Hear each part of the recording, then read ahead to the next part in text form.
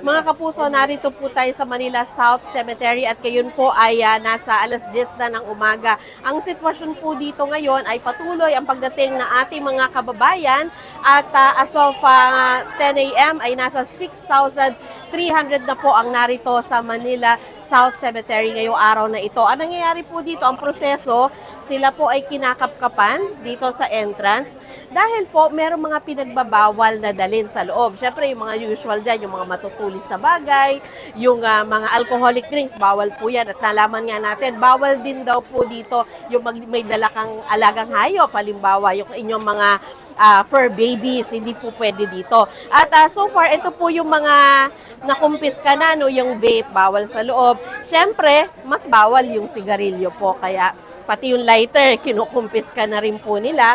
At may nakumpiska na rin po sila no, na bladed na bagay, kaya po ng kutsilyo na pinagbabawal po dito. Kung mapapansin nyo po, may mga bata naman. Yung mga bata naman po, kinukuha yung kanilang pangalan, tapos sinusulat po yung number ng kanilang guardian para kung sakali man po na mawala sila, ay matatagpuan sila kaagad o makukontak kaagad yung kanilang mga magulang. So, yan muna po ang pinakahuling ulat mula dito sa Manila South Cemetery.